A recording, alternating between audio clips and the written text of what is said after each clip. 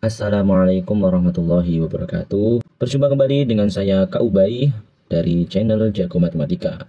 Di video kali ini kita akan membahas persyaratan mengerjakan operasi campuran. Jadi ada syaratnya untuk kita mengerjakan operasi campuran ya teman-teman.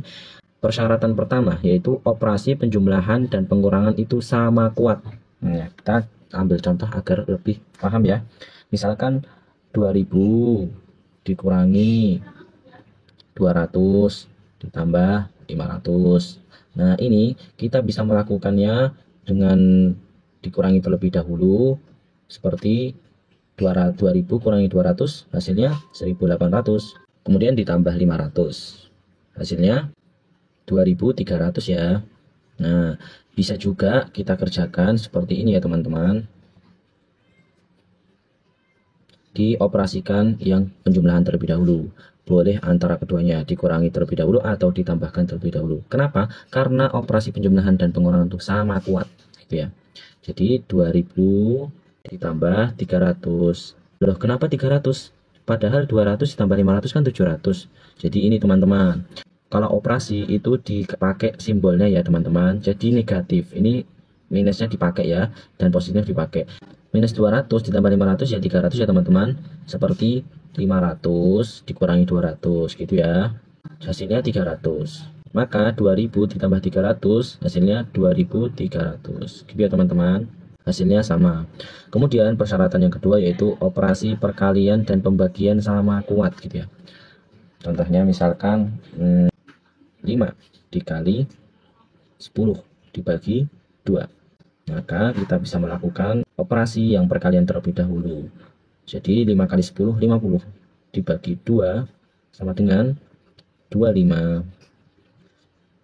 Kita juga bisa melakukan operasi pembagian terlebih dahulu. 5 dikali 10 dibagi 2. Ya, dilakukan terlebih dahulu. Jadi 5 dikali 5. Hasilnya 25 ya teman-teman. Sama aja hasilnya.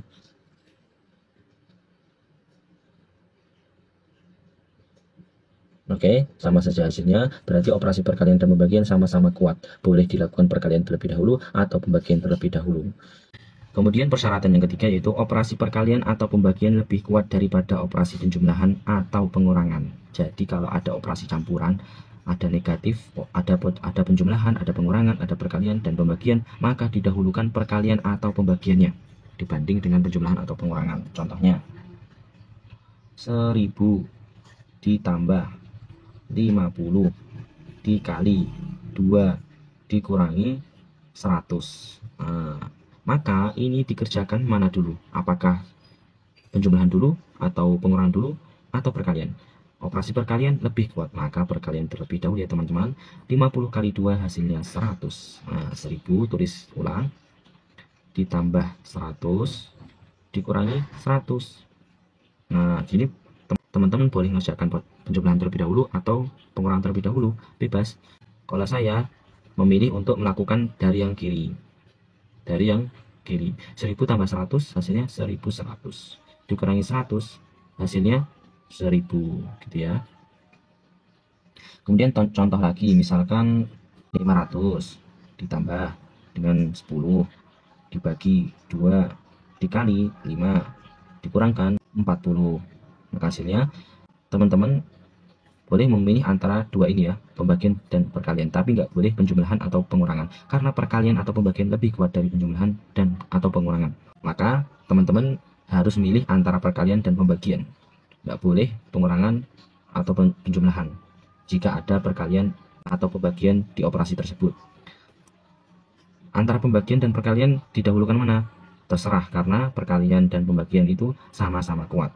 Jadi kita memilih dari yang kiri karena ada dua operasi yang sama kuat, maka saya memilih dari yang kiri. 10 bagi 2 hasilnya, kita tulis ini, 10 bagi 2 itu hasilnya 5 ya. 500 ditambah 5 dikali 5 dikurangi 40. Maka kita kalikan terlebih dahulu perkalian ini sebelum kita operasikan penjumlahan dan pengurangan. 500 tambah 5 kali 5, 25 dikurangi 40. Nah, jika sudah jadi seperti ini, kita boleh memilih antara penjumlahan dan pengurangan. Tapi saya lebih menyarankan dari kiri.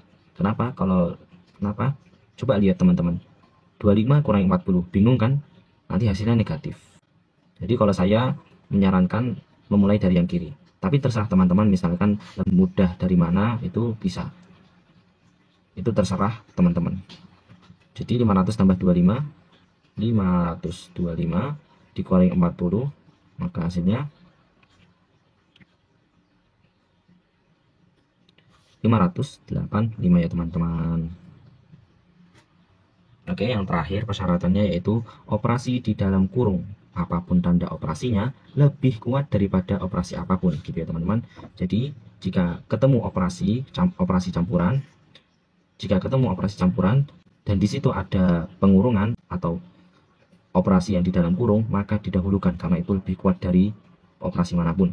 Contohnya 6 dikali dalam kurung 150 dikurangi 50 ditambah 10 dibagi 2.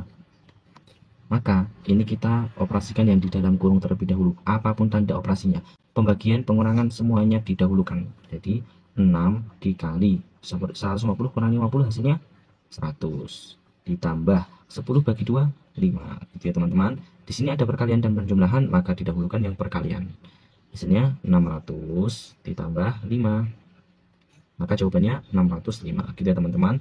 Contoh terakhir, misalkan 15 ditambah 7 kali 5 dibagi 15 dikurangi 8. Nah, maka kita operasikan yang di dalam kurung terlebih dahulu. 15 ditambah dalam kurung yaitu 7 kali 5 hasilnya 35. Oh, kurungnya nggak usah ya, maaf. Jadi 15 tambah 35 dibagi 15 kurangi 8, 7 gitu ya teman-teman. Maka kita operasikan yang pembagian terlebih dahulu. Karena penjumlahan ini kalah ya, jadi lebih kuat pembagian. Maka 15 ditambah 35 bagi 7 hasil 5. Dan jawabannya 15 tambah 5, 20. Gitu ya teman-teman. Semoga bisa dipahami. Jika ada pertanyaan, tulis di kolom komentar ya teman-teman. Dan terakhir, saya akan memberikan rumusnya. Ini rumusnya.